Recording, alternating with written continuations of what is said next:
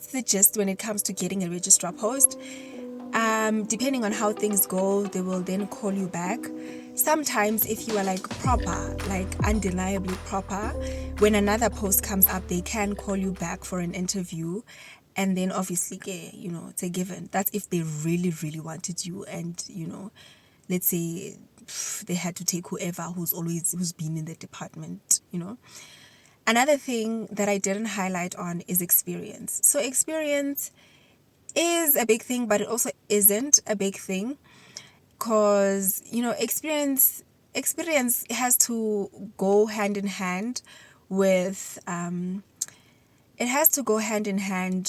your papers.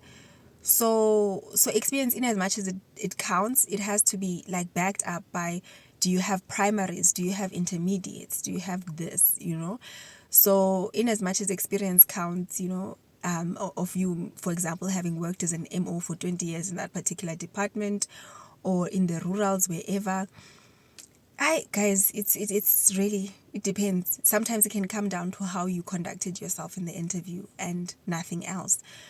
So another thing is that when you're coming from external or the rurals, it becomes harder for you to get back into the academic space.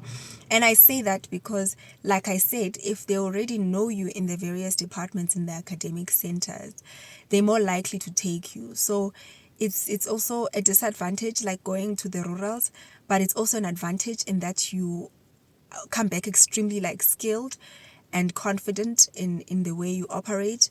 Because sometimes in academic settings, you become someone who does, the administrative work more than actual doctoring. So it's up to you, like to each their own. So yeah, it's up to you. Like some people take different routes, but I feel like if it's meant to be, if you're meant to specialize, you are gonna specialize, regardless of whether you've done any of the things that I've mentioned. Because I know some people who never even had one, certificate, but got registrar posts. So it's really, guys, gunzim, like there's no way of, like, there's no formula to it, where you can say this is 100% guarantee. But the things that I was, mentioning to you guys are things that will increase your chances of, getting in. Another thing that I forgot to mention was research. So research counts a lot. Research counts a lot. So because masters in medicine, there's a research component to it, in that you have to not only write the exams for the CMSA finals, blah, blah, blah, when it comes to that specific specialty, but you also have to have a research, like write up a protocol, run, a particular study, submit it back to the university that's affiliated with the hospital where you're working, and then, possibly publish if you want to, and get marked on that. That forms, like, that's the whole thing. That's like the full circle of it, in that there's the CMSA component when it comes to being a reg, and there's the university component when it comes to being a registrar. So the university expects that you sometimes they'll have specific courses that you have to write, in that form a part of the university component. There'll also be then your research protocol or research component, which will get marked. And then after that, before you are a certified specialist, there's that university component that you have to pass, and there's that CMSA component that you have to pass. Put together, you are then certified as a specialist in whatever field that you have applied for or have been studying towards. So yeah, that's another thing. So if you have research, it's a bonus. So let me give you tricks on how to, like, answer and explain your way out of not having research, because some of us, we haven't really gotten research experience. The most people who have research experience are people who have undergrad in other things. So people who have honors, BScs, things like that. Those are the people that sort of have the upper hand. So they sort of like have an advantage when it comes to specializing compared to us people who got into medicine straight. So the BSc people tend to have like a one up on us when it comes to specializing, right? So when you don't have anything research related, I don't think in any question in an interview, they like asking that one. In when they ask you anything, I feel like compared to saying, yeah, I don't have, like, oh, tell us about your research and teaching experience, you're like, I don't have. End of story. End of story. No, you can't. I feel like it's also like you're on a date, like a conversation. Like it has to bounce back and forth. So in that case, for me, when they asked me about that, I didn't have any. I only had, I wouldn't say teaching. It was teaching in a way because I was assisting our consultant because there were students from Walter Sisulu University who are going to that what is it, IPCC or something. There's a block that they used to do in our hospital, and we used to have to mark them. They'd have to present a case and etc. And then we used to have to like mark them. So I was one of the people that my consultant asked to help him. So I put that down as part of my teaching experience, right? And at that time I was still working in casualty in the Eastern Cape, so I put that down when I was applying as part of teaching. So anytime you're helping out, or let's say tutoring or whatever, university students, that sort of like counts as tutoring. Like you have to be assisting and doing some sort of thing so that you sort of increase your chances of getting into a reg post, because at least you have that teaching component. Because as registrars, especially in the labs, we give TATs to medical students. So teaching gear is an important one that you have to take note of. So with regard to research, obviously if you don't have any research like experience, so how I answered that question, right? So I was on they asked, do you have any research experience? And obviously I knew I didn't, and I had prepared for that question because I heard from people that they asked that. So when they asked me that, I was like, yeah, when it comes to research, I do not have any, formal, experience when it comes to research.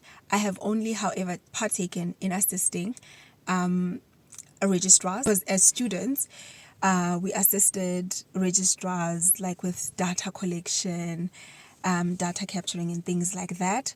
So I mentioned that, and you throw in a couple of words there to act like there's light at the end of the tunnel. And as part of that, in writing up the protocol, we had to do literature review and had to use particular search engines in order to find the most recent articles and journals, in order to, write up eventually for marking. For me, they had a follow-up question to say, okay, what search engines did you utilize? Obviously, I knew PubMed, and I had done that. That was not a lie. I did do that, in fact. I was like, yeah, the ones that I am familiar with, that I've used, are things like PubMed, which they focus on a lot of adverts in terms of us navigating that, and also finding journals on Whistle and things like that. Another one, another search engine that I have used is Google Scholar. So for another thing that I feel like I didn't know anything else, because I remember I was in an interview like, okay, and I was like, I don't know. So basically, looking back, ask the registrars what they are using to find information. So looking back now, looking forward, looking backwards, you know what I mean? Like, nah. I should have like asked the registrars where they're finding like their journals and write down the names of those like websites and things like that, or portals. Oh, guys, this is becoming a very long video. I'm sorry. I didn't mean it for this to be so long.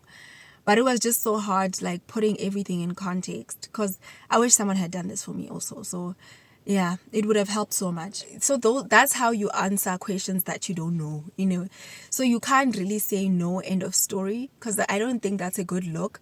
But if you show that you know something, even if you don't know, but I know a better something to go from point A to point B, and I'm eager, I'm willing to learn, I'm a fast learner, and etc. So for me, another thing in the labs that they liked asking was your computer literacy, because it's a big thing. Like we work on computers day in, day out, IT systems, etc. So for me, what worked for me here is the fact that it's something that I never thought would work for me, like in my whole entire existence. When they asked me about my computer literacy, luckily, obviously, VET has that certificate that they force all first years to do. I don't know if it's still being done, but I remember in first year, they did that whole thing where they teach you how to navigate a computer, and they test people if they know how to. And then if they don't, they sort of like make people if you fail that particular, like that first test or whatever, then you sort of have to go back and attend like computer classes, etc., which I think is helpful. At the end of the day, you get a certificate, so it's a good thing. So you can submit that, but I feel like I lost mine, so it didn't count. So when they asked me about, my knowledge when it comes to, my computer literacy, I mentioned that I did computer applied technology. So I did CAT in high school. So some people mentioned that they did IT in high school. So those are the things that also help. You see, in the lab space, like, it's everything. Like, it's literally everything. And they like marks. They like marks, like, quite a lot. Because sometimes it can get down to a mark that you got for endocrine block. Like, it can get to that level when it comes to them, getting the particular candidate that they want, So anyways, yeah, so I was able to say I did computer applications technology. So this is to say, if you are a person and you're trying to get in the labs and whatever in your free time, like, I know there's even like, these internet cafes that sort of like teach people how to, they sort of give you the basics of how to navigate Excel, how to navigate Word, how to create a PowerPoint, etc. So if you've never I know there's people who've never had a reason to sit in front of the computer and therefore they've never, really had that experience, you can do that, or you can have these online things, because, a lot of stuff in the thingy, in the lab space, it's quite a lot. It's quite computer based, and also another big thing I forgot to mention is statistics. Hey, stats are also another big thing, guys. Now that I'm thinking back, it's also another big thing that counts a lot. So they'll ask, do you know of any statistical tools that are there? And you're just like, statistical tools. Now, at that time, I only knew data. So they do ask, when they're asking about research, these people go deep.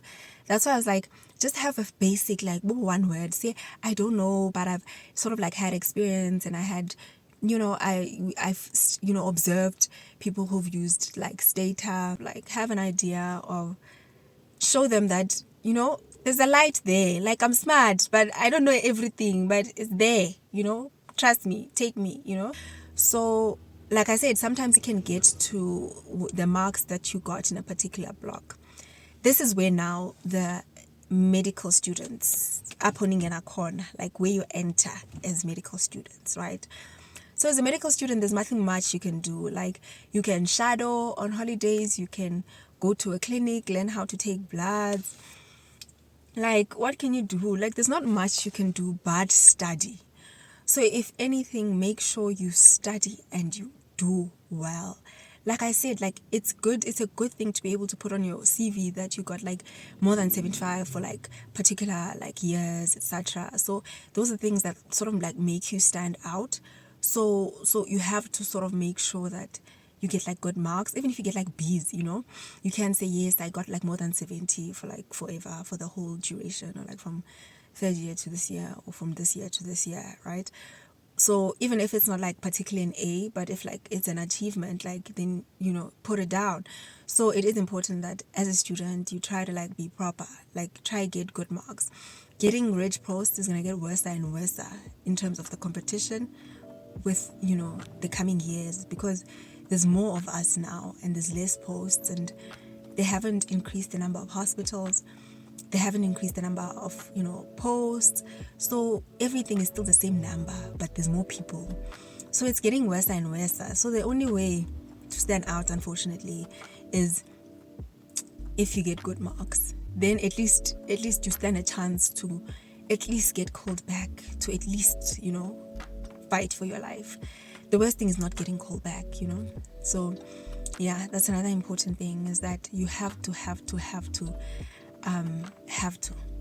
do well while you are still in varsity, as a medical student, because those things will count. I know, like, consultants have mentioned it to me that, in the labs, those are the things they look out for when shortlisting. And obviously there's different blocks in medicine. Like when it comes to pathology, there's different blocks that pertain to the various like specialties. With chemical pathology, there's blocks that they give. Some of our consultants are giving you guys like lectures, etc. So the chemical pathology lecturers are the consultants, are the head of departments that we work in the same department with, yabo. So they are the ones who are looking particularly for their blocks, the blocks that they teach to medical students.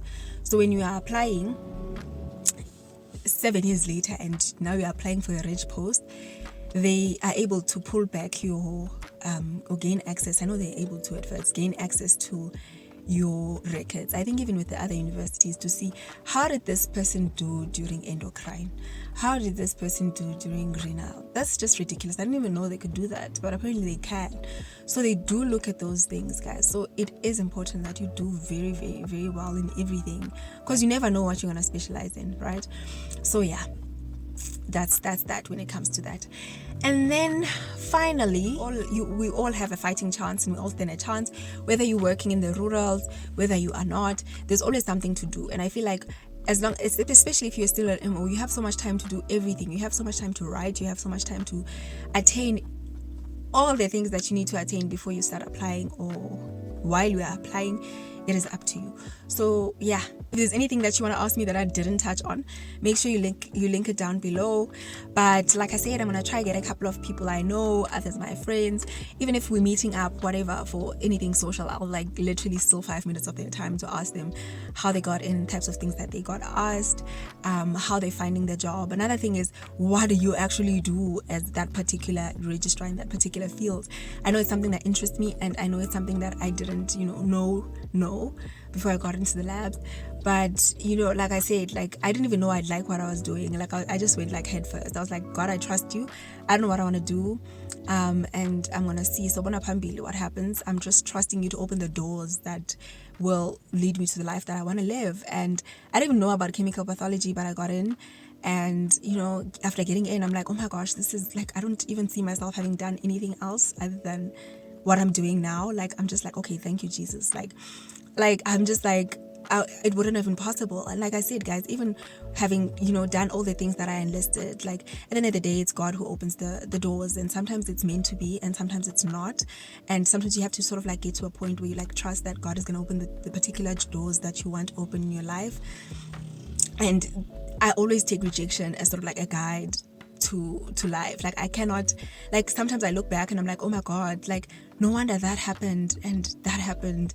It was like a way of God like steering me in the right direction. And sometimes you have to just like flow with the waves, like flow, like sort of like be in sync with whatever it is that God is doing in your life. And the only way to do that is if you let him like take control like of your life and sort of be like, okay, Lord, I'm gonna trust you for this, even if I don't know, like I'm not sure what I want to do, but I know that you know me, and I know that you know the stuff that I like, and you know the type of life that I want to live. And obviously God knows you more than like literally anyone in this world knew before you were born. So obviously God will know what will make you happy and which path will lead you to a place that will make you feel content. So for me, it was a thing of, okay, let go, let God, trust God to take you whichever direction you want him to. And obviously getting in, I remember the first couple of days I was like, okay, what the hell? Like I walked into the lab, those instruments were like ringing. I was like, what decision did I make? Literally moved my whole family from Eastern Cape to here. Like what the hell? Like what did I just sign up for? And then I'm like, okay, I actually like this. Like this is the best thing ever. Like literally. So yeah, in me saying that, all the best. At whatever stage you are in your life, all the best.